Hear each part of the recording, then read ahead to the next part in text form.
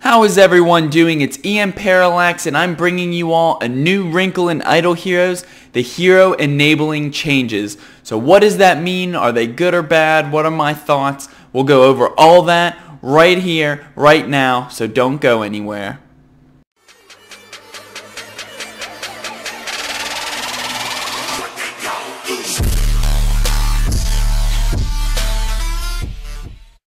So I'm not gonna lie, everyone, I was getting ready to do a Prophet Orb summoning, or I guess Prophet Orb faction guide, when I looked and I was checking Facebook to get some pictures for the thumbnail, literally, and I saw Hero Enabling Changes, and I was like, what? Literally log on, download it, and find out that we have some brand new changes. Not set skills for each enabling tier, E1, E2, E3. We now have different skills that you can change to. So before we even go over the skills, I'm going to tell you that I love this. I love that extra layer to make your team and your hero different than another and better than someone else's squad. Whether it's better or just synergizes based on what you're building. I just love the idea. It's simple, and they're really good at coming up with simple ideas. It doesn't have to be super in-depth. That's extremely complicated to confuse everyone. Heck, I'm probably going to go through, and it's going to take me a long time just to figure out with these few choices what I want to go with. Some are going to be easier than others, but I can tell you that some are going to be more challenging. So let's go through. First time, I'm going through it with you guys. I hope you guys are as pumped as I am.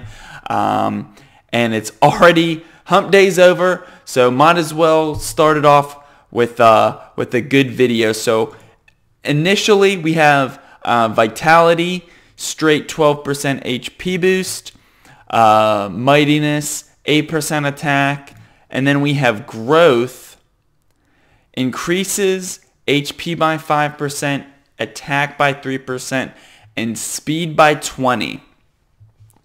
So that one's going to be interesting based on the hero. Obviously, Valk, I'm probably going to go for HP-focused items, but it adds the speed, adds a fun little hiccup in everything. So that's the first tier.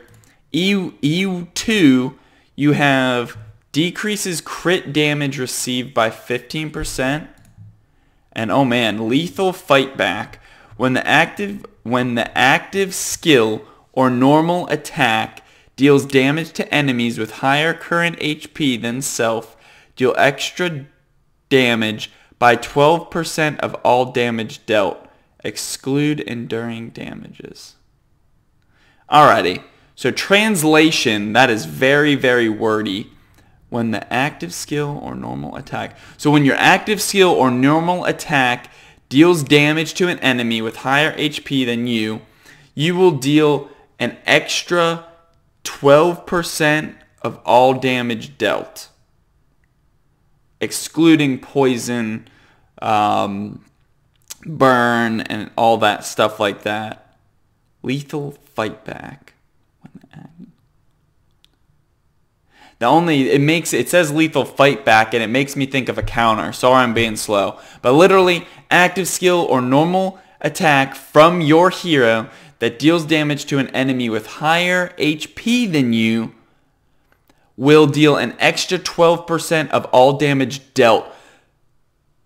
So, active skill or normal attack. So, my thinking, I don't actually, we'll have to see. That might be an interesting little niche ability where just thinking, obviously, the more enemies you hit, obviously the damage is better for, this isn't a single target in my opinion ability, right? You would give this to someone who, like Queen or whatever, maybe in a certain situation I would give it to Queen, where normally she should be less HP than most other heroes, But I wonder if it's like an active, so right, you hit them, as long as the initial hit, like before they actually take damage, right? I'm assuming that's how it is. You attack them before the damage procs on the enemy.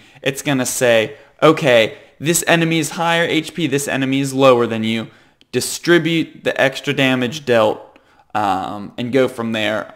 I'd assume it wouldn't be after you deal damage, right? So it shouldn't trigger proc after, I'm assuming. Like you deal an ult to, or active skill, and after the active skill it checks the proc. But that's just my opinion.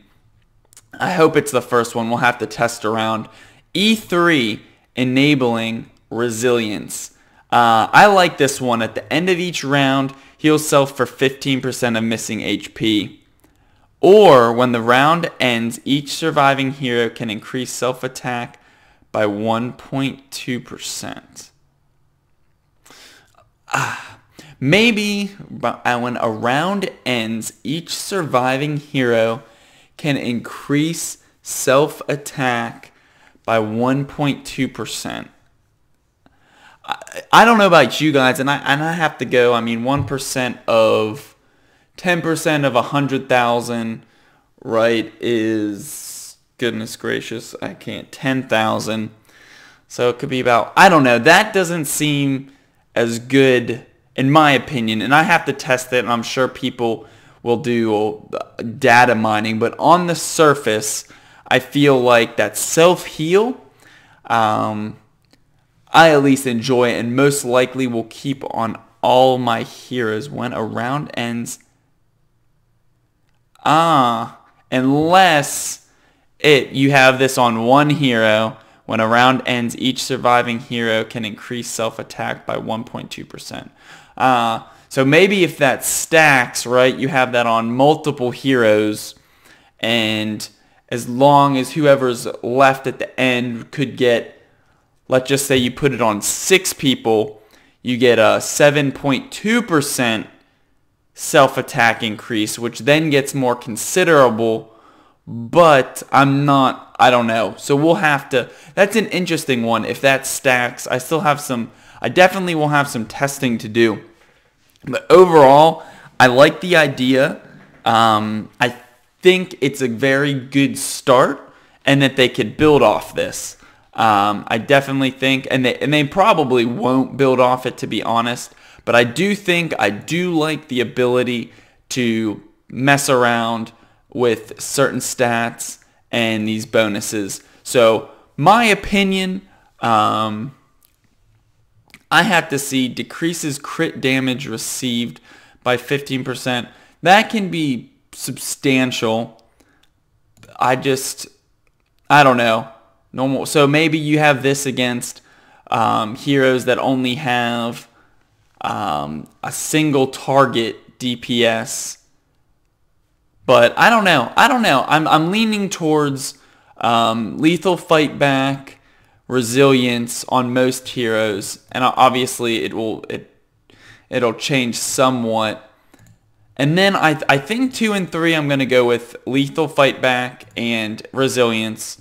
And I think this is gonna be the one that changes the most, in my opinion. Right? You have a Valk, you might want HP. You have a more DPS hero, strict DPS, I would go the attack. You have someone where you want to, and you don't already have them built for a little bit extra speed to give them that first attack, or a more kind of lower bonus but more universal, go with growth. But I think my favorites, are going to be just the attack, vitality, mightiness, lethal fight back, and resilience. But again, this is just my initial thoughts. I literally, once I saw that this was a thing, I literally started making a video about all of that. So I guess we can go through while I'm here. We're going to just set them to what I think I want it to be to start, and then don't freak out. I'll probably have to take a deeper look. We'll go through we definitely want enabling vitality. I do think I just don't think decreasing crit damage. I don't know. I'm always more of an offensive, and definitely I think we're going to go with resilience. So that's that. We go to, now the ranger, she's fast, but she might be one. Let's see who. I don't know if it's going to be worth it. We'll go with queen. We'll do one more. I definitely think 12%. I kind of want to go attack with her. We got about 3 million health, but if we swap and get rid of that, keep the heal though. I like the heal. I like the heal a lot. So let's go. Let's activate. Thank gosh. I was assuming that you could switch back and forth. Thank goodness you can. That would have been terrible if you need resources to switch back and forth. We got our turn heal. We got definitely lethal fight back on queen. And let's see. So right now we are at 3 million health. That's probably going to drop a considerable bit. 3 million health and about 217,000 attack. Swapping that, we have 235,000 attack and about 2.7 million. And we'll keep that, and I'll experiment if that extra 300,000 is making a difference, which most of my heroes are above. We'll see. That's what we'll do so far. I'm gonna have to think more about the rest of them. I definitely am gonna have to think more and how that incorporates with synergy and all that good stuff. But I'm super pumped. I'm glad they're still looking for little ways to improve the game, add a little bit more customization, little more tactics, little more skill. So I'm super pumped about those changes. I hope you guys are too. If there's any skills or something that you guys wish they would have added or stuff like that, make sure to throw those comments or throw your thoughts in the comments below. But like usual, I love all you guys and girls. Hope you have enjoyed the video and are having a great week so far. Be on the lookout. Tomorrow we'll have new event, and you better believe we're going to release another video tomorrow, God willing, and dive more into whatever event it might be. But I hope you guys enjoyed that little tidbit on the new hero enabling. Hope you'll learn something. Not really a guide, more so just a walkthrough and opinion. But hopefully your opinions can you either are like, oh yeah, that makes sense, or oh no, that makes no sense, he doesn't know what he's talking about. So either way, watching the video, you made up a decision about it. So, but Emparallax here, and remember, it's all about how you look at things.